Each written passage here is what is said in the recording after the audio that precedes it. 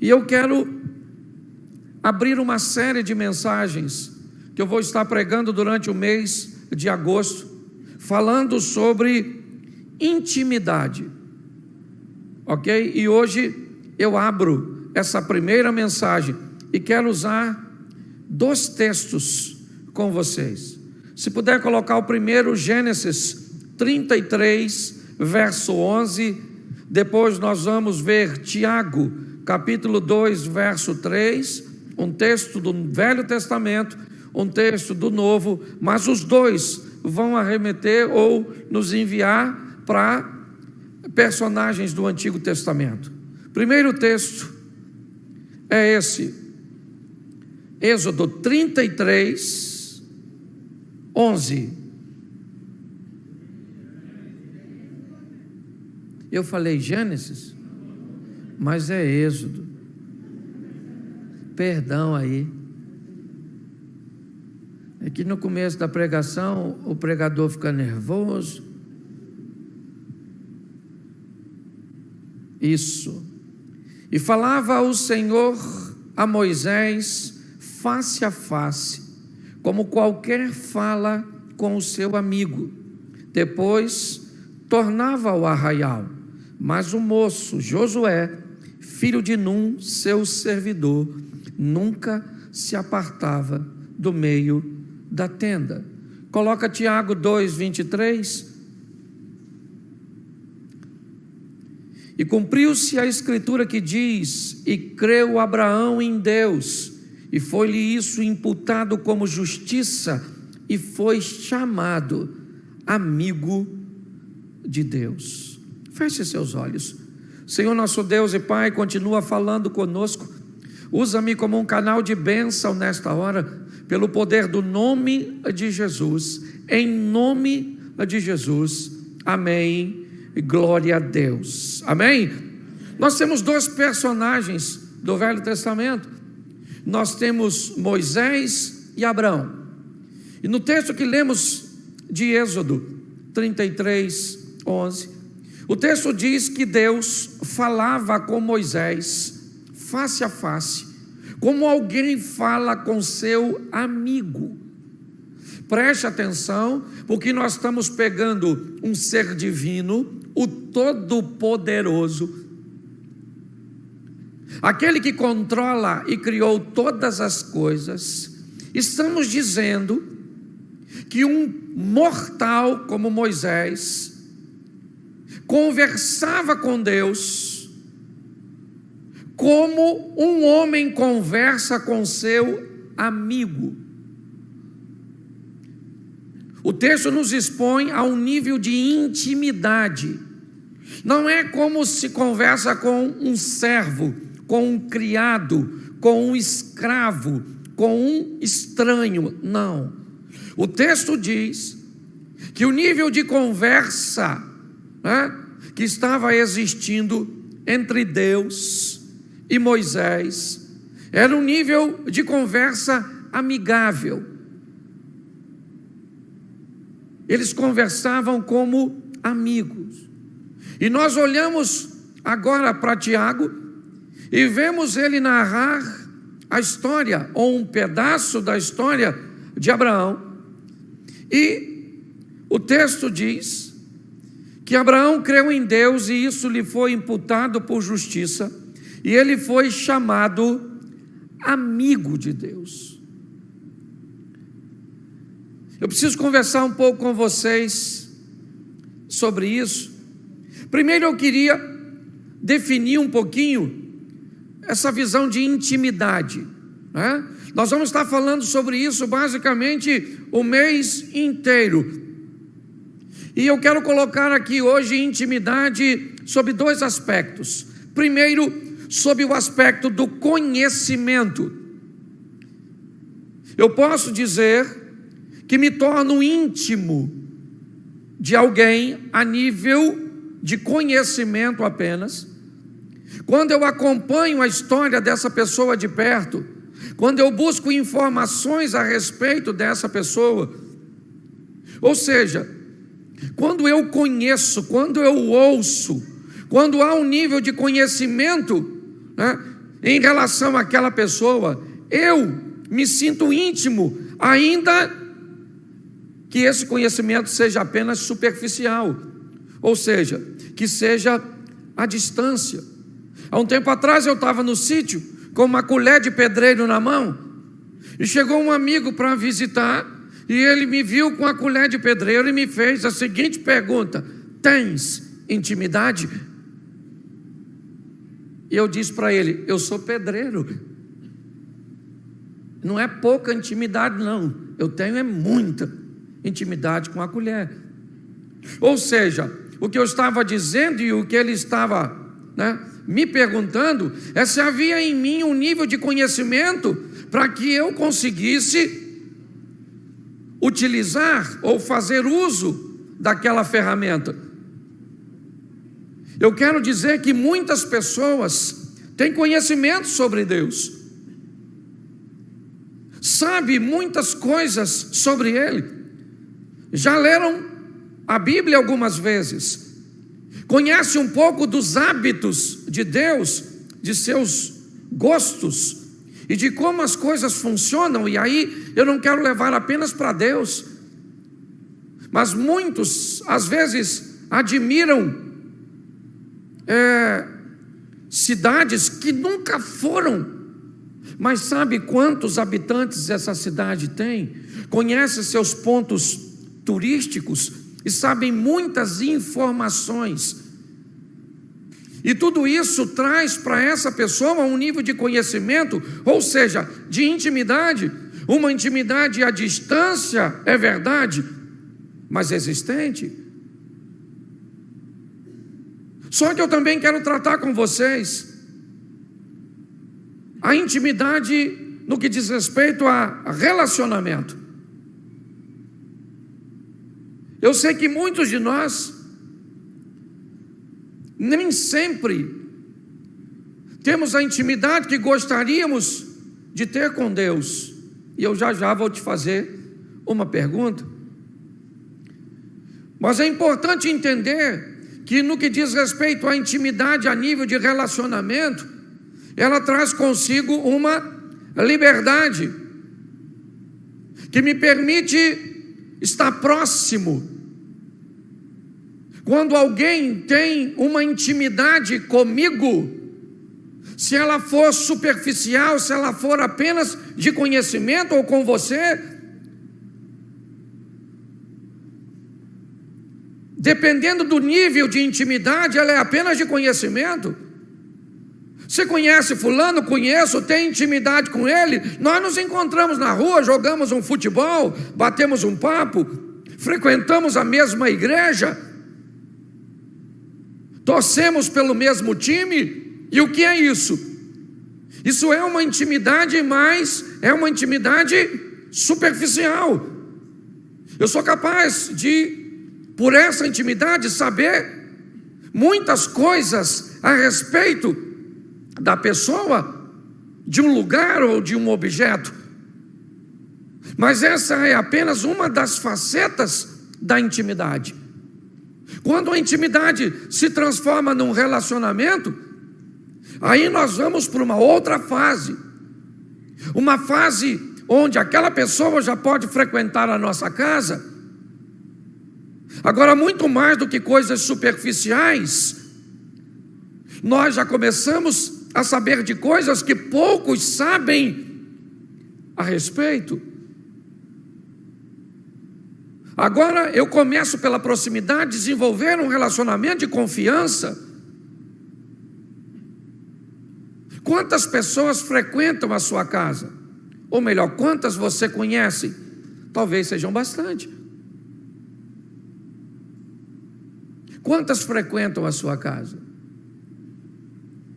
Quantas vão além da sala de visitas? Quantas pessoas você já levou até o seu quarto? Quantas pessoas vão à sua casa e abrem a sua geladeira? Quanto maior a proximidade, quanto maior o relacionamento, mais liberdade nós vamos galgando. E a intimidade, inevitavelmente, ela é sustentada pelo respeito. Mas ela também traz o benefício da liberdade. A intimidade me traz a liberdade no que diz respeito a relacionamentos. Ainda que tenhamos que respeitar algumas coisas, algumas limitações. Vamos lá, Moisés conversava com Deus face a face. Nós lemos o texto de Êxodo. Mas um dia, Moisés quis ver a Deus. Olha bem, ele conversava com Deus como amigo, mas um dia ele quis pular de intimidade. Ninguém nunca viu Deus, e a Bíblia sempre expôs que se isso acontecesse num grau muito elevado, as pessoas imediatamente tinham o pavor, porque achavam que iria morrer. E com muito respeito, havia intimidade, mas respeito. Moisés pede a Deus, e Deus concede, que ele veja numa brechinha, se você conhece a história. Eu acho extraordinário quando Deus diz a Moisés que vai destruir aquele povo e vai começar um novo povo. E Moisés diz para ele: ou o Senhor perdoa o povo, ou então risca o meu nome do livro que o Senhor tem escrito. Preste atenção. O cara está conversando com Deus e diz para Deus.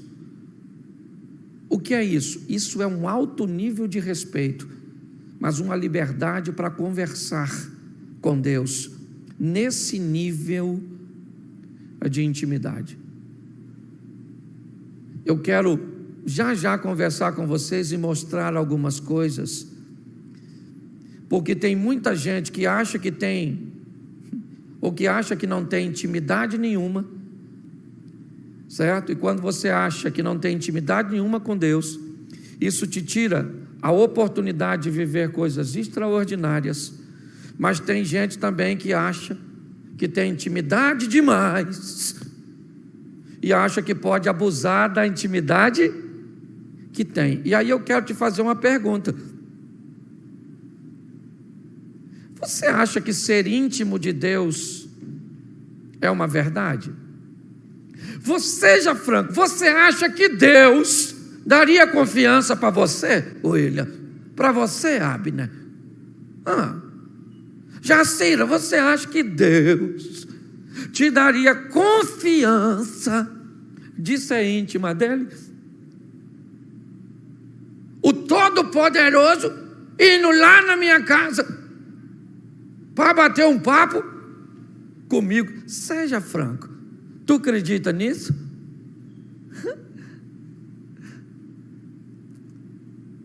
Eu só mudei o tom de voz, e bastou mudar o tom de voz para você ficar confuso em saber se ele vai lá ou não vai. Porque deixa eu te dar uma... Às vezes você fica triste que um parente não foi na sua festa, que alguém importante não foi na sua casa, mas eu quero te dar uma notícia: o Todo-Poderoso costuma frequentar lá.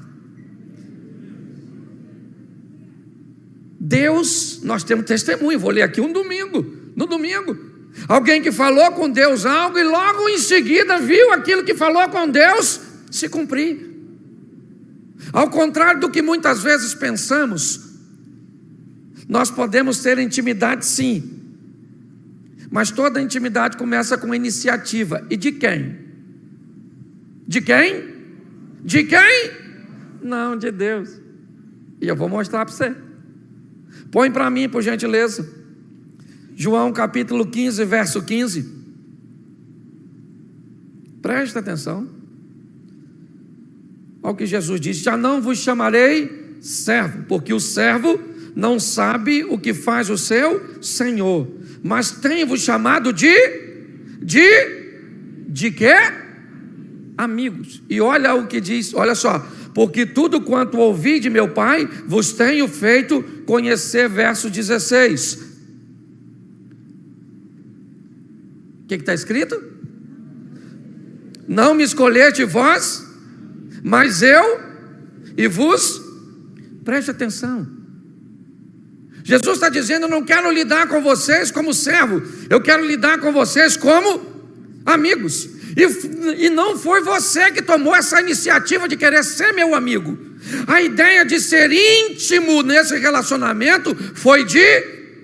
Então, se Deus quer ser íntimo, por que tem gente que não é íntimo? Deixa eu perguntar de novo, porque eu acho que ficou difícil. Se Deus quer ser íntimo de nós, e alguns de nós não nos consideramos íntimos de Deus, é porque nós não estamos a fim de ser. Porque se Deus está querendo ser íntimo, quem quiser ser íntimo, vai ser íntimo, sim ou não? Com seus devidos graus de limitação. Porque não dá para ter o mesmo relacionamento de intimidade com todo mundo. É assim que funciona. Mas eu preciso te mostrar mais 2 textos. Apocalipse capítulo 3, verso 20. Se a iniciativa é dele, olha só: eis que eu estou à porta aí, eis que eu estou à porta aí, se alguém ouvir a minha e abrirá, entrarei em sua, cearei com ele e ele, presta atenção, eis que eu estou à porta. Quem é que está dizendo isso? Deus. Eis que eu estou à porta e bato. A iniciativa é de quem? Dele.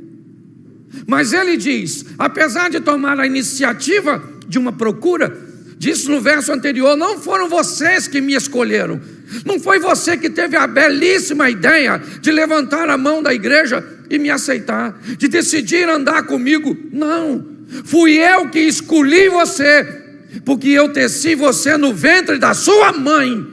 O que as pessoas pensam a seu respeito não é importante, ou não é tão importante. O importante é o que Deus pensa e programou para nós. Aí Jesus diz: estou à porta aí. A porta de onde? De um dos lugares de maior intimidade. Eis que eu estou à porta e bato. E se você ouvir e abrir a porta, eu entrarei onde? No colégio onde você estuda? Sim ou não?